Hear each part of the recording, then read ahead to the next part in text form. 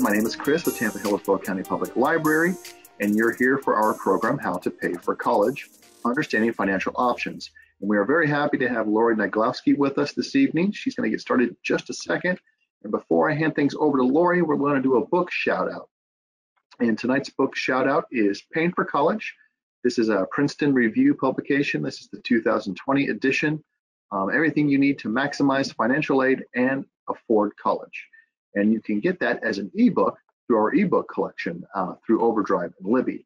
And if you want to learn more about what ebooks we have on offer, you can go to hcplc.org/books. And now I am going to go ahead and hand screen control to Lori. And you're welcome. Okay. And welcome, Lori. We're very happy to have you with us here tonight. I am going to turn off my microphone and camera now. Well, hello, everyone. Thank you for attending. I'm really excited to be here and to share my presentation on college planning for high school parents. This is one of my most popular, and that book that they showed, the Princeton Reviews on Paying for College, that's a really excellent resource. I've used that one before. But I have a lot of information to go over with you tonight. I could talk for hours on this subject. There's so much to go over. So I will go ahead and I will get started. So here we go. So this is college planning for high school parents. This is my family and my son. My son's name is Devin. He is a 2019 graduate of Armwood High School, and he is actually at University of South Florida. He is a junior. Even though he graduated 2 years ago, he's in his sophomore year, but he was able to get a lot of credits during college or during high school, and he was able to graduate with an AA degree. A lot of what I learned that I'm going to share with you this evening is really from him, that having to go through this process as a parent, we didn't have a lot of resources through the school. It seemed like we had a great guidance counselor, but she had 400 other students that were college bound that she was trying to help. So I had to do a lot of research on my own to look at college planning. So these are some of the things that I learned, and ask me any questions as we go along. So really what this presentation is for is a family with a student planning to further their education and is just trying to figure out how to pay the bill. If you're already have a student who's in high school, you have some limited options. You've already kind of made the decision about how you're going to pay for college. And that could be through looking for scholarships. It could be that you've already saved for college. Maybe you've saved some for college, but not all. You might have Florida prepaid or some other savings plans, or you might have to go through the financial aid route. So tonight I'm going to cover, this is a two-part presentation. Tonight I'm going to cover the paying for college side, looking at FASFA, looking at Bright Futures, talking a little bit about scholarships. And then the next part of the series, I'm going to go into more about how do you make that decision and how do you make the one that's right for your family based on the cost rather than just, not even paying attention to it, but really looking at how to find the best financial fit for your family in terms of college selection.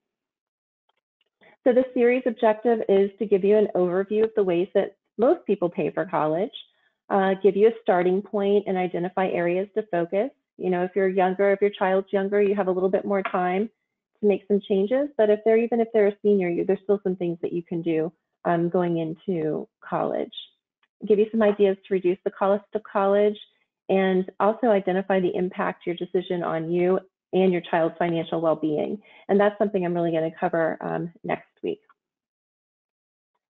So when we get into types of college savings, we have qualified tuition programs, Coverdale education savings accounts, which really aren't that common. Not very many people knew about them, and probably not many people have used them. They only had a $2,000 limit on what you're able to put into them, so I don't see them very often. And then custodial accounts, which would mean that you gifted money to your child or maybe a grandparent did, and they're listed as the beneficiary basically. So the first one I'm going to talk about are the qualified tuition programs. So you've probably heard about Florida prepaid. They open up during usually February of each month or of each year, and they run for a few months. And you're able to buy tuition based on today's rate, and you can buy it in one lump sum. You can make payments over time. It is accepted at 28 Florida colleges and state universities, which means that whatever that cost is, the Florida prepaid, you can use the credits towards it. It can also be used at private or out-of-state schools. So if your child does decide to go out of state, they will pay the tuition at the rate that it would have been at a Florida school. So they look at the average for the state and the year that they're attending, and then they will apply that to the out-of-state school. It can be mailed directly to the school, or I believe it can be sent to you and you can pay them.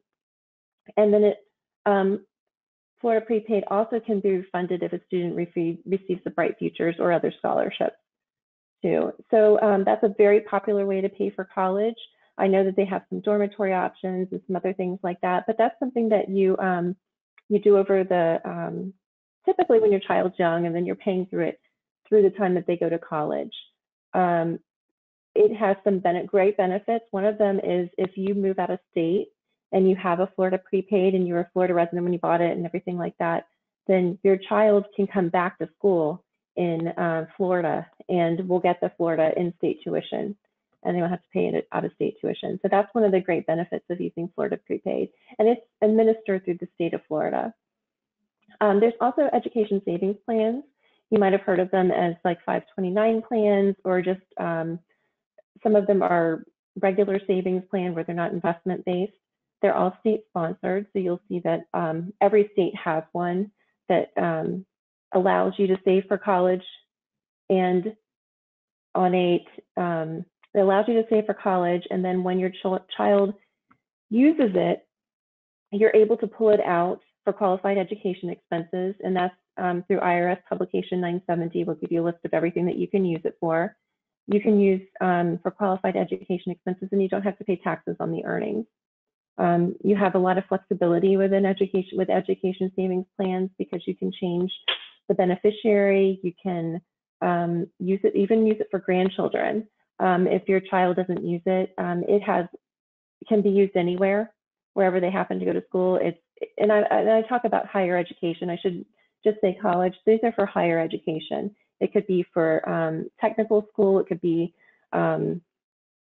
for other types of training that it can be used for. It has a lot of flexibility in some of the things that that you can do with it. If your child's living in an apartment like my son is, we have an education savings plan, and that's how we're funding his college. Is I just take it out every month, and we pay for his apartment and for his meals, and it's really based on the expected cost of the school, and I'll go over that a little bit later, but that's kind of the guideline on how much you can take out of the savings plan each year. And so other custodial savings, I don't see these very much, but Coverdell Education Savings, Uniform Transfer to Minors Act, and Uniform Gift to Minors Act. That's really if you opened up a savings account when they were younger. They, depending on which kind of account you have or the state that it was opened in, will define when the money transfers over to the child and it becomes theirs, and they have the right to use it with to do whatever they want to with it. It's not specific for school like the other ones, where under Florida prepaid and under the savings accounts, educational savings accounts, the parent maintains control of the account and they make the decisions about the disbursement. So next I'm going to talk about financial aid, and financial aid really is broken down. We think of financial aid sometimes as just grants, like Pell Grants or things like that, but it really is broken down through several different types. There's scholarships, there's grants, which don't have to be repaid, scholarships neither. There's loans, and there's also some federal employment that also is part of the financial aid package. And the source can be from several different places. We have federal financial aid, state financial aid, local, institutional, and then there's also private loans that you can go to if you need to go in excess of what the federal amounts are.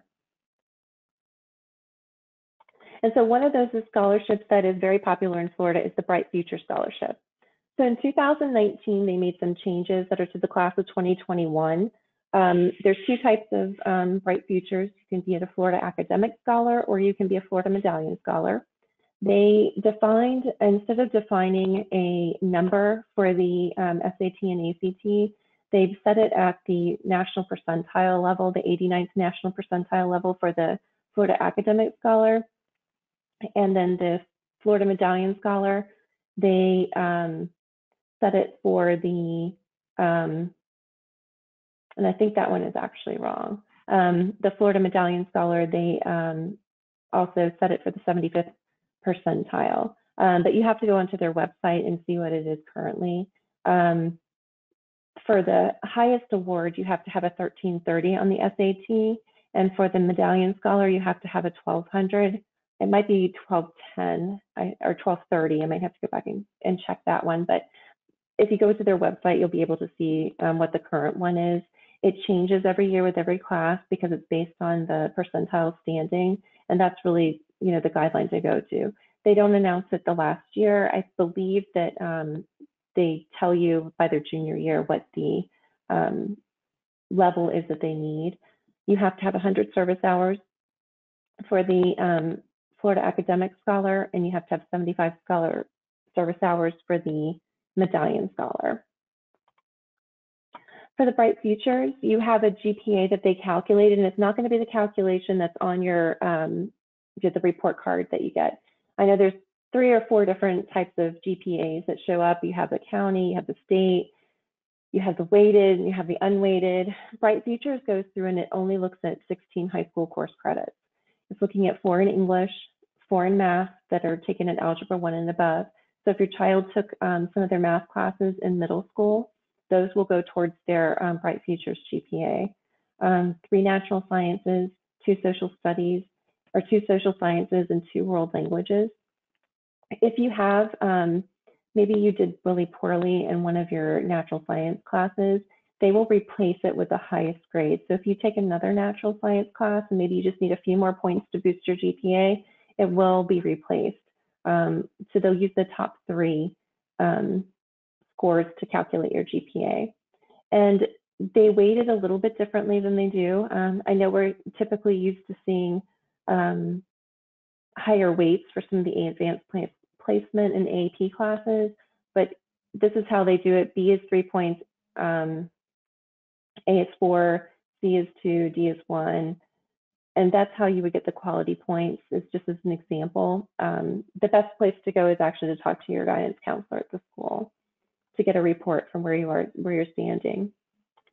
For Bright Futures Scholarship eligibility, they do have a Gold Seal Vocational Scholar. It has a minimum 3.0 weighted GPA in non-elective, 3 full credits in a single career and technical education program. You have to have a minimum 3.5 unweighted in career education courses, achieve a minimum test score on the ACT, SAT, and PERT. And that's going to be in the documents for Bright Futures. You can look that one up. And you have to have 30 service hours that you have to submit to Bright Futures.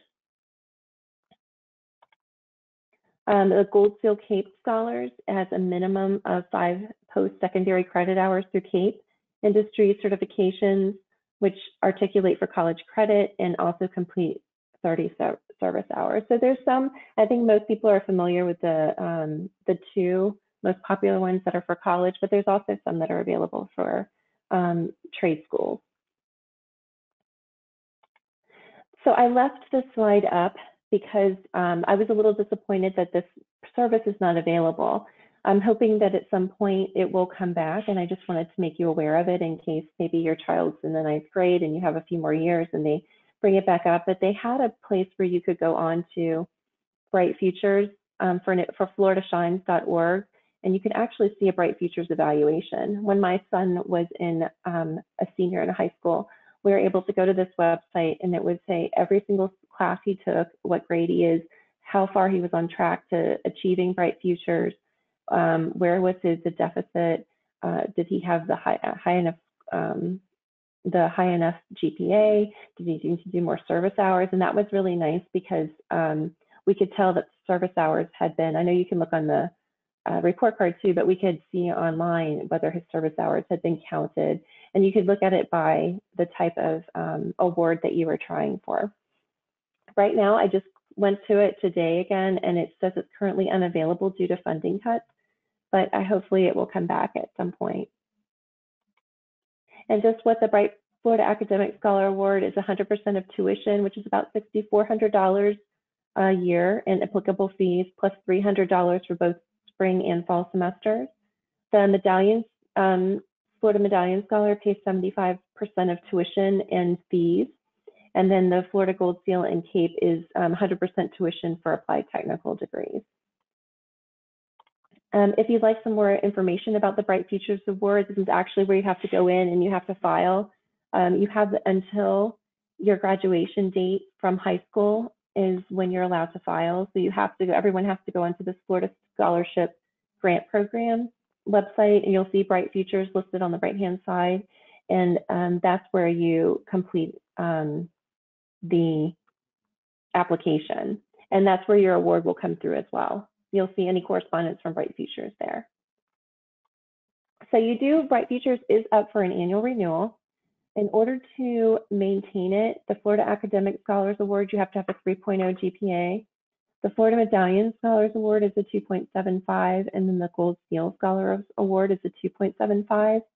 If you have the Florida Academic Scholars Award, and maybe your GPA was a 2.8 or 2.85, they will drop you down to the Florida Medallion Scholars, and they won't remove your scholarship. You do have, I think, a semester to bring it back up to the higher award, but after that semester, if you're not, but you still meet the requirements for the Medallion Scholar, they will continue to pay at the 75% level.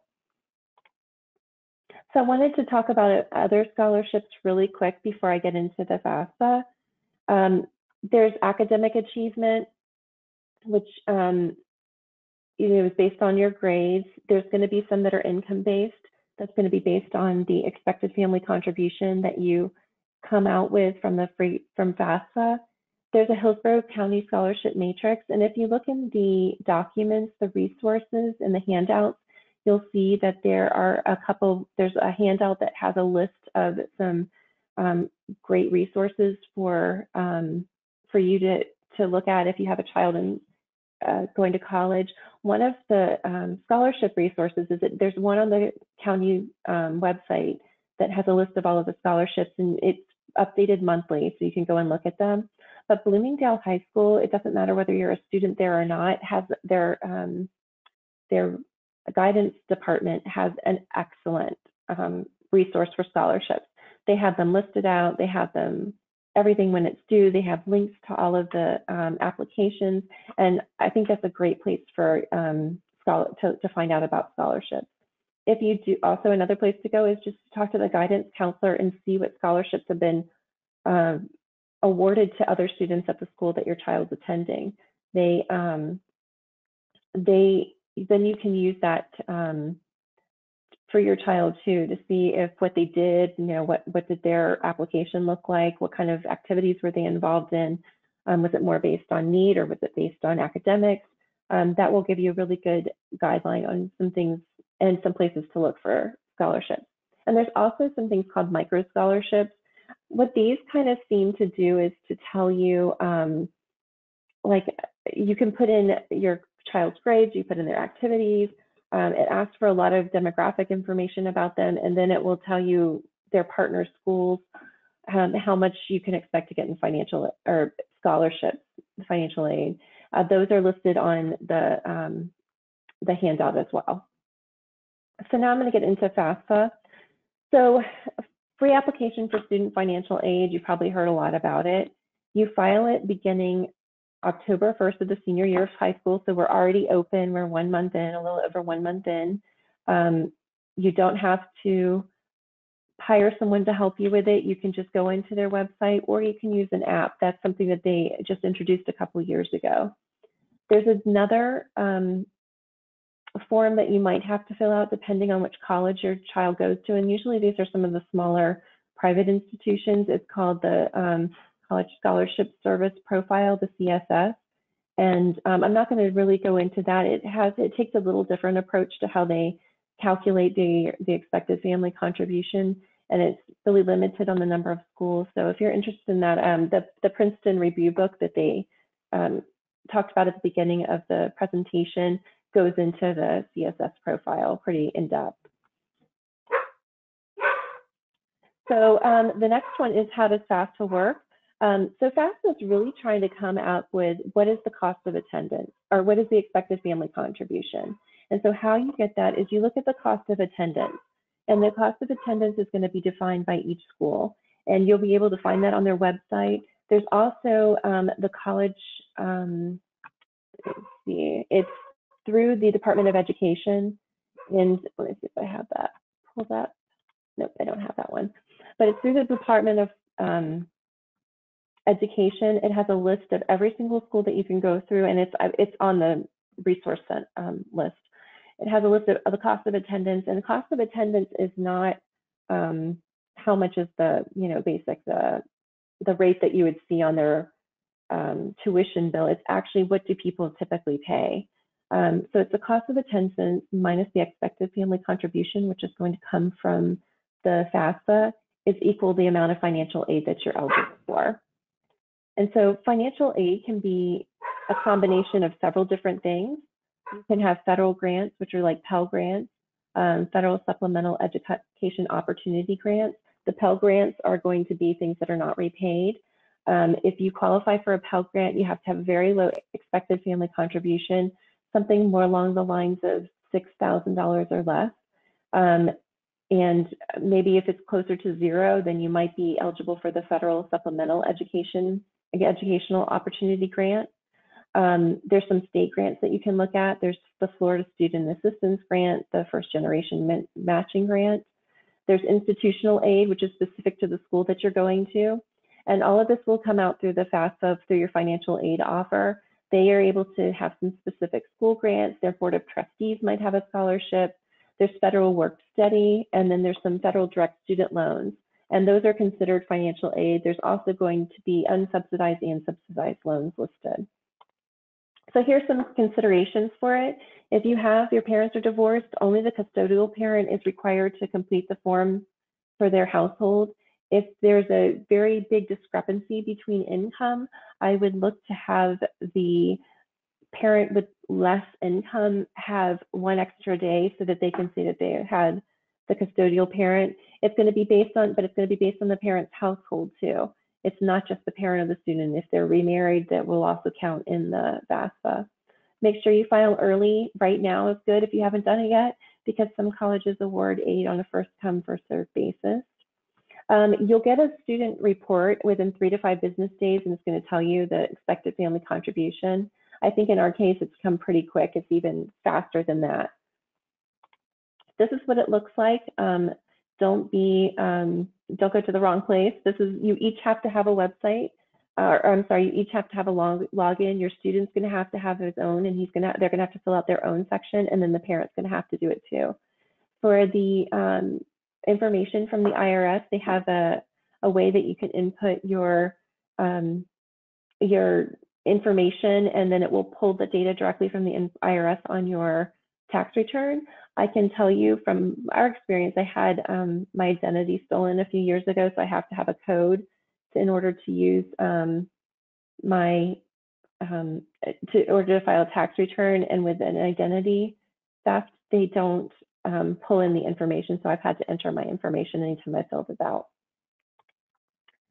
So FAFSA income methodology. So if you're filing now, they're going to look at 2019's income, which is essentially what was filed between your child's sophomore and junior years of school. The student and the parent income is counted. Actual income is adjusted for various allowances to arrive at available income. And your parent allowances vary based on the number of family members and the number of people who are currently college students. So there isn't a formula that can put that A plus B equals C. It's really going to be based on all of these other factors. The more students you have in college, the lower your expected family contribution will be. So in general, for FAFSA, student assets count more than parents. There's some asset protection for parents based on their age. And if your parental assets are less than $50,000 and you file using 1040A or EZ, all your assets are disregarded. Not included in your parent assets are home equity of primary home, qualified retirement savings accounts, that would be like your 401k if you had a rollover IRA, non-qualified annuities, which means is an annuity that is for retirement. You do include any education savings plans. Even if it's owned by the child, it is considered a parent asset. Bank deposit accounts, investments, rental property, equity in a second home is included. For student assets, it's those UGMA account, savings, investment accounts, checking accounts, and students don't receive an allowance, so 100% of their assets are counted towards it. Child contribution, they look at 20% of their assets. Parental contribution is 5.64% of unprotected assets are contributed each year. And so this is the federal student aid. This is 2019-20. I just thought that it should say 20 to 21. So Pell Grant right now, the maximum is $6,345 for their award. The federal supplemental grant can range from $100 to $4,000. There's a Teach grant that can be up to $3,764, and that was distributed prior to last month. There's also another service grant for military who from Iraq and Afghanistan, up to $6,195. Work study programs really vary. If you're borrowing money, you can borrow, I think it's up to $3,500 your first year. It's going to depend on which year you're on. Unsubsidized and subsidized loans aggregated cannot be more than $31,000 total and $23,000 maximum subsidized. That number changes every year, so it may be different when your child starts school. And that is really the end of this part of the presentation. It's really quick. I know I went over it very quickly, but the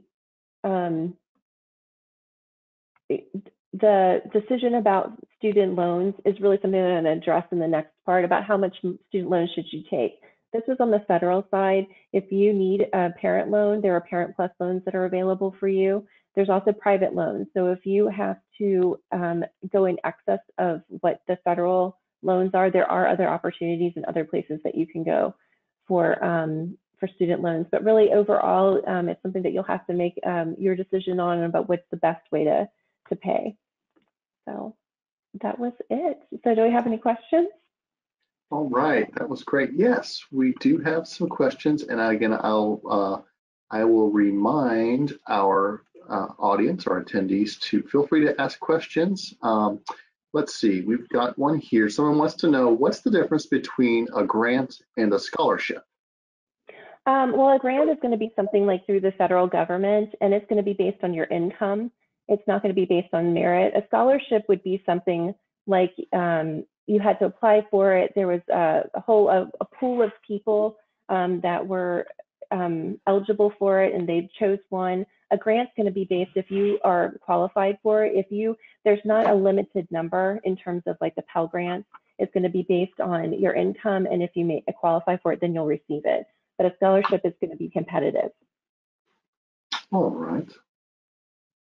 Let's see, our next question, someone is asking about Florida prepaid. They want to know, is Florida prepaid also tax exempt like the 529 plan? Yes.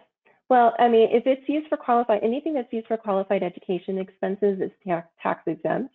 If it is, essentially what happens is it grows. You don't really have the benefit of taking it out. If your child decides, let me take a step back. Your child, they have a year that they assume your child is going to start college based on their age. You have 10 years in order to use it. And it can be transferred to another child if you want to, but it is only going to be eligible to be for the 10 years. If you decide not to, if your child doesn't go to college and you reach that 10-year mark, you're only going to get the money that you put into it. So there's really nothing for you to have that would be taxable. If you're in a 529 plan, it's a little bit different. They have what are qualified education expenses. If say your child received Bright Futures, you can take the money out of a 529 plan without penalty, but you would have to pay income tax on the earnings, not on the principal that you put into it. So they do have ways of being able to use it and to get it back. With a Florida prepaid, there's really not a place for it to be taxable, because the only money, if you're not using it for a qualified education expense, you're only getting the original contribution back. All right. Let's see. Another question. Oh, yes. They want to know, can you apply to more than one Bright Futures scholarship type if you are not sure of your path? Like if you're going to go to a 2-year or 4-year or vocational school, are you able to do that? Well, it really depends on which one you qualify for. So you go, I don't know that you really apply for more than one. I believe, and this is something that you need to go back and talk to Bright Futures if you're not sure, it pretty much tells you what you're eligible for. And I believe, like, if you did like the medallion base, it's going to pay wherever you go. If you can look at some of the technical scholars, it didn't have as high of requirements as the medallion. So if you get the highest level, it's going to pay wherever you decide to go. So I think you try and go for whichever one the highest is to give yourself flexibility. But I would talk to your guidance counselor or to Bright Futures to ask more questions. But it's been, my son has it, and so he's in his, he did go through an AA. That's another reason I didn't even mention that. But one way to save on college costs is to go through your advanced placement and a dual enrollment through high school. And he graduated with an AA degree. So he already had 2 years that we didn't pay for when he started, and then he has Bright Futures now. So he's getting as much as he can. That's great. Okay, that's the way to do it. All right. Well, that is it for questions. I will say in the chat section, our next program with Lori is on the 12th, which is next Thursday at 6:30. It's choosing the best financial fit for your family. And there's the link to register right there. So if you want to register now, go ahead and click on that. And I am going to go ahead and bring up our last slide here. If you'd like to contact the library, you can call the number here on the screen, or you can go online at hcplc.org/contact. And also, if you'd like to share your experiences with the library, you can go online and share your library story at hcplc.org/about/stories. And of course, if you want to find out about our upcoming classes and events, you can see them all on our calendar at hcplc.org/events. And with that, I'm going to say thank you to you, Lori, for joining us. We're going to see you next. Yeah, and thank you everyone for joining us tonight. And we'll see you soon. Good night, everybody. Good night. Bye.